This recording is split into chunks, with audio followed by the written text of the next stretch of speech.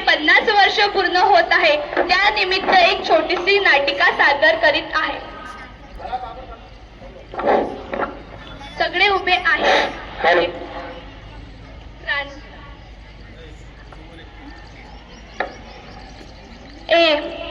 क्रांतीवीराच्या बलिदानाने गळ्या अशी किमया घडली. स्वातंत्र्याची उच्च पताका गगनावरती फळफळली.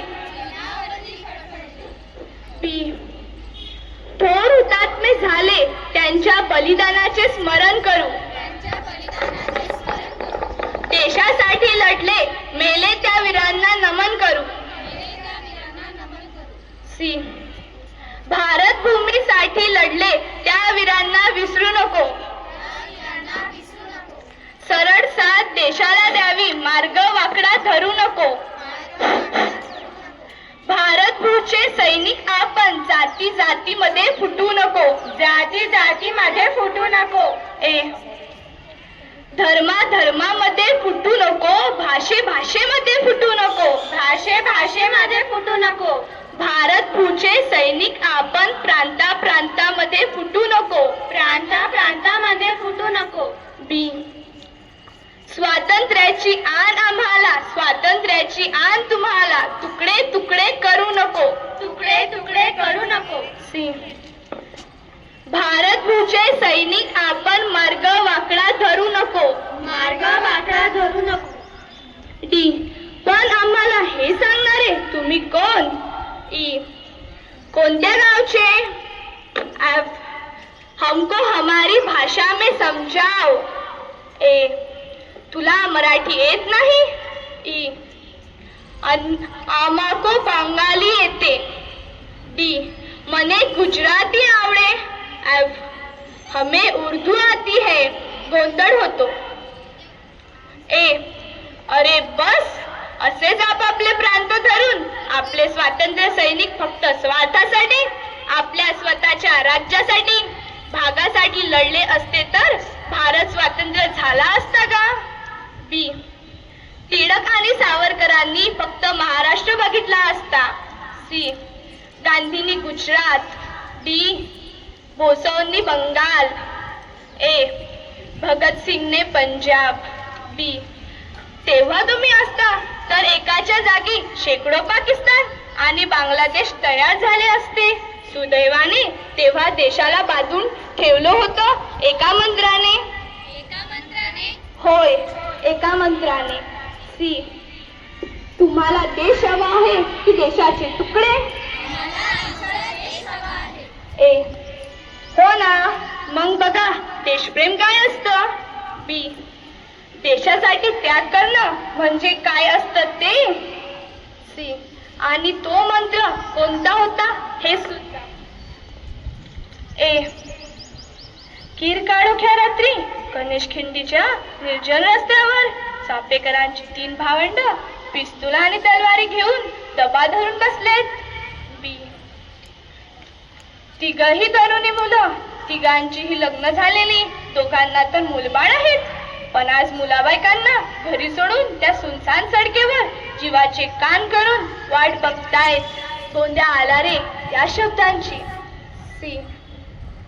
मरणाला अगदी खेटून का बसलेत याचं कारण तो मंत्र.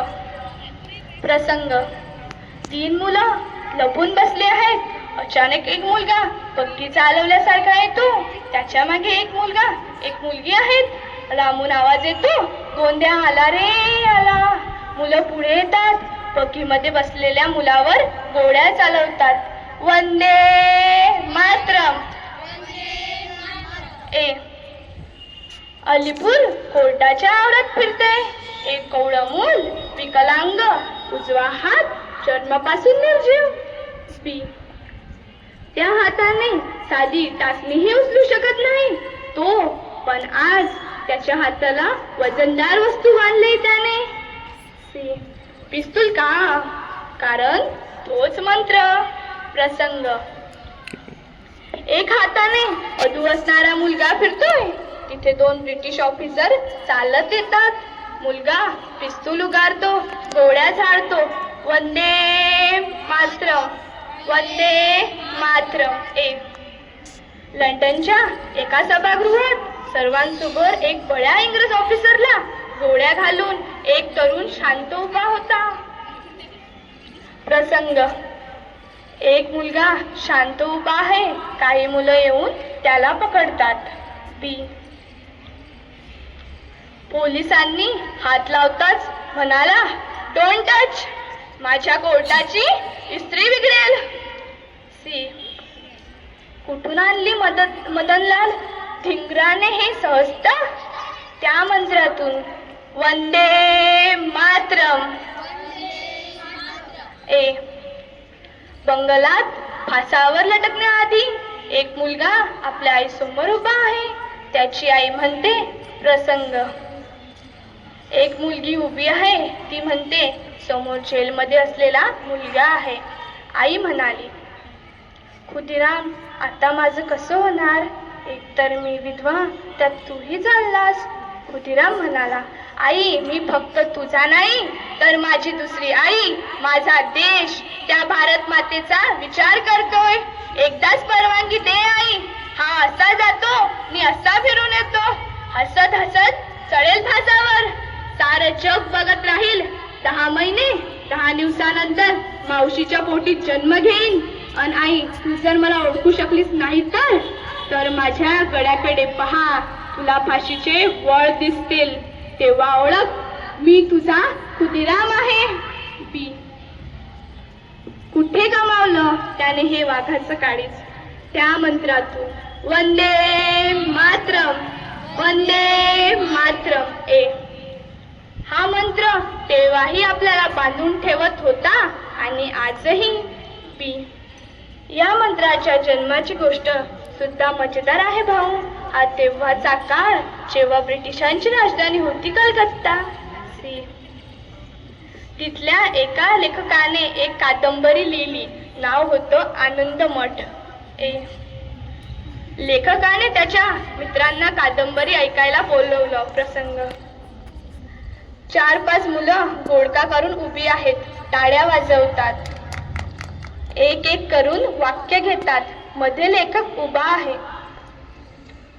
वा वा वा वा, काय मस्त लिहिलं आहेस. हो ना, एक एक पात्र डोळ्यासमोर उभं राहतं आणि शेवट तर पन्नाटच जमलं आहे.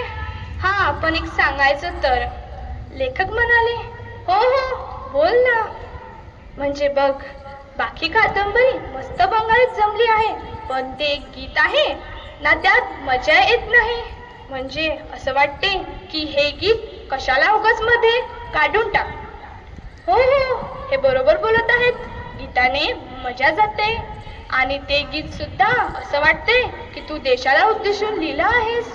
उद्या इंग्रज बंदी घालतील पुस्तकावर. होय, म्हणून ते गीत तू काढूनच टाक. लेखक म्हणाले, असं म्हणजे हे गीत देशासाठी आहे असं वाटतंय तर? सगळे म्हणतात, हो हो हो हो. लेखक म्हणाले, ठीक आहे, विचार करतो. सगळे निघून जातात. मधला उभा राहतो. लेखक म्हणतात, हे गीत देशासाठी वाटतं आहे कारण हे देशासाठीच लिहिलं आहे. हे इंग्रज, काय संपूर्ण जगाने जरी बंदी घातली तर हे पुस्तक छापलंच जाईल आणि हे गीत पुढच्या युगासाठी प्रेरणा बनून उभं राहील. एक मंत्र बनेल. कोणता आहे हा मंत्र? वंदे मातरम, वंदे मातरम. ए हा मंत्र आहे बंकिमचंद्र यांच्या लेखनातून आलेला मंत्र. बी कोणत्याही धर्माला नाही तर या भारत मातेला वंदन करणारा मंत्र वंदे मातरम. सगळे म्हणतात, हा तर आम्हालाही माहिती आहे. ए हो, पण तो अर्धाच.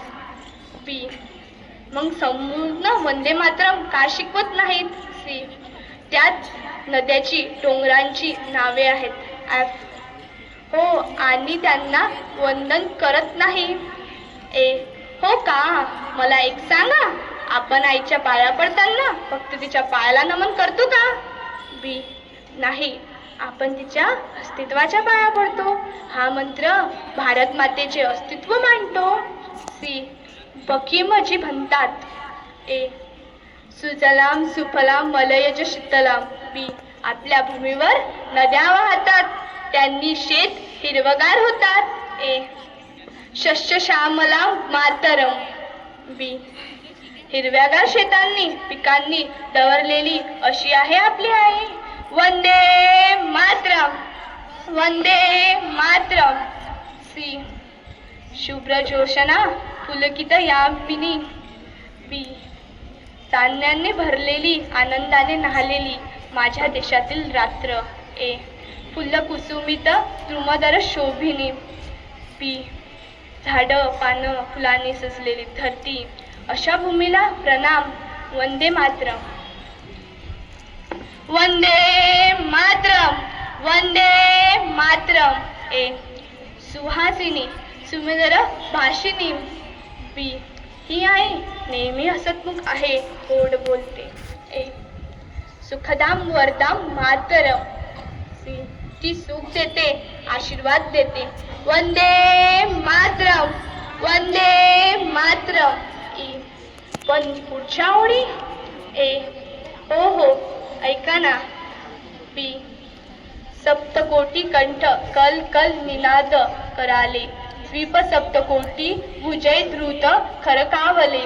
अबला केन मा एत बले, बहुबल धारिणी नमामि तारिणी, रिपुदल वारिणी मातरम. ए. तेव्हा असलेल्या 7 कोटी जनतेच्या मुखातून येणारा हा मंत्र आणि त्यांच्या 14 कोटीत हातात असणारे शस्त्र असताना कोणाची हिंमत आहे आमच्या आईला अबला म्हणायची?